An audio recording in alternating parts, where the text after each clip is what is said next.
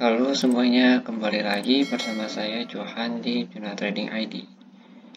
Jadi untuk video kali ini saya akan bahas kembali update dari pergerakan EURUSD, ya yang dimana kalau kita perhatikan EURUSD lagi-lagi mengalami penurunan cukup tajam, ya untuk chart weekly-nya ya ini ya. Jadi kita pantau dulu untuk candle mingguan ya. Di candle mingguan ini kita perhatikan bahwa tekanan seller ini masih cukup kuat nih, dan sepertinya masih akan melanjutkan penurunannya. Jadi sebenarnya kalau EURUSD ini kita patokan trading itu menggunakan DXY ya, atau indeks USD. Nah, kita patokannya di situ. Ya, seperti yang saya jelaskan pada video-video sebelumnya. Jadi kalau misalkan si USD ini naik, maka otomatis si EURUSD ini juga akan turun. Kita bisa ambil di sini DXY, kita panggil. Oke.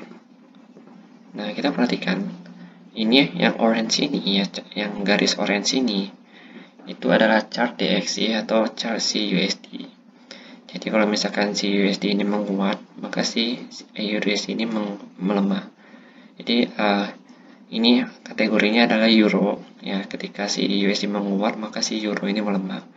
Begitu sebaliknya, jika memang si euro menguat, maka si USD ini atau DXY ini melemah.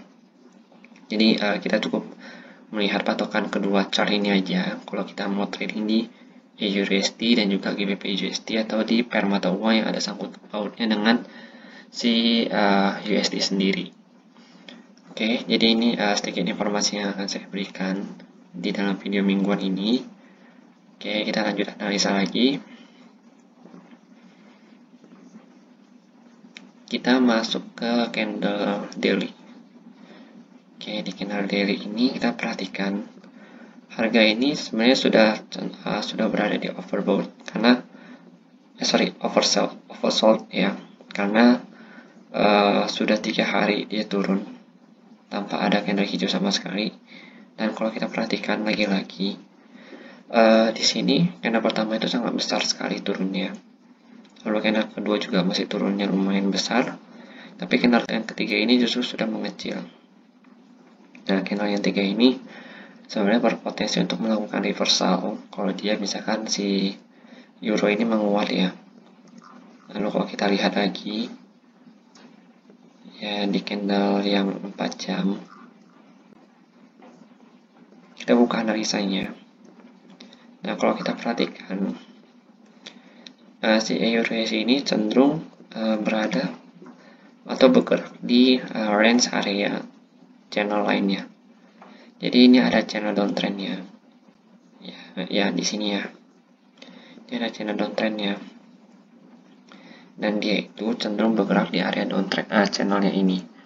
Jadi setiap dia mengenai si titik rendah dari si channelnya di garis kuning ini, maka otomatis harga itu akan naik kembali ke atas. Maka kalau kita perhatikan di sini di area atau level harga 14.200 sampai dengan 14.700-an ya, harga itu cenderung tertahan penurunannya. Nah, seperti yang ini nih ya, kalau yang ini kan dia benar-benar turun ke bawah ya, tapi setiap dia sudah memasukin area demand ya, kalian bisa perhatikan candle ini berubah menjadi kecil, dan pada saat dia sudah menggunakan trend line-nya nih, ini kan trend line ini ya. Nah, candle itu secara nggak langsung melakukan rejection untuk melanjutkan penurunannya ke bawah. Walaupun kalau kita perhatikan di sini dia itu masih sideways ya, atau belum ada pergerakan untuk naik sama sekali. Hanya saja di sini kita perhatikan harga itu sudah tertahan untuk melanjutkan penurunannya dan berpotensi untuk melakukan reversal atau pullback ke area 15.308 ini. Nah, jadi kalau misalkan dia mau turun lagi, maka penurunan dia itu ada di 13.738.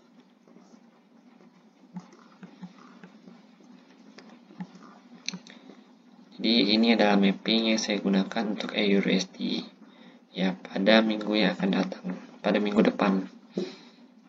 Nah, kalau kita perhatikan di candle 1 jamnya, Nah, di candle 1 jamnya ini,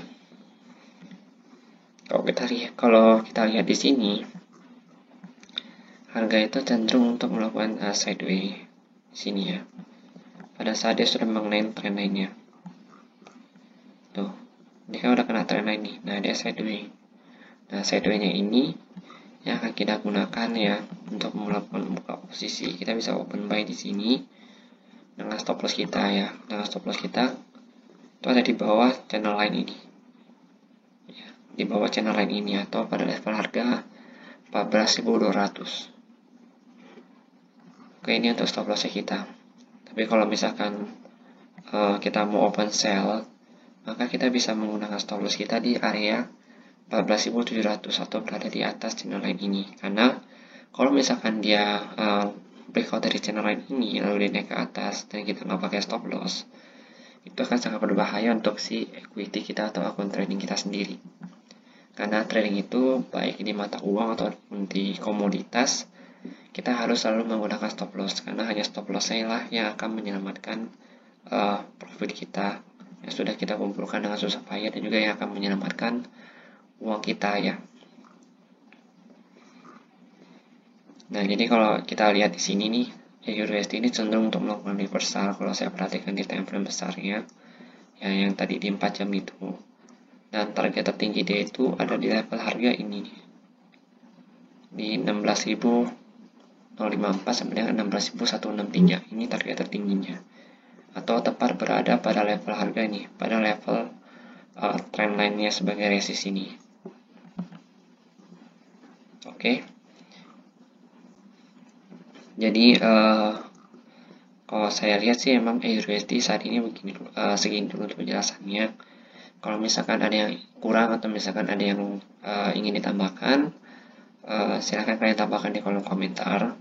Karena emang pergerakan dari map si EURUSD ini memang sedang downtrend kalau kita perhatikan. Ya, kalau kita perhatikan emang dia sedang downtrend, jadi cenderung untuk melakukan koreksi ke atas, karena dia sudah turun cukup banyak ya. Dari tanggal 9 November itu dia turun cukup banyak, dan saat ini emang memungkinkan sekali untuk melakukan koreksi ke atas. Jadi bagi yang mau coba swing buy di EURUSD ini, kalian bisa coba beli, dan dengan stop loss kalian berada di area 14.200. Oke, jangan lupa stop loss.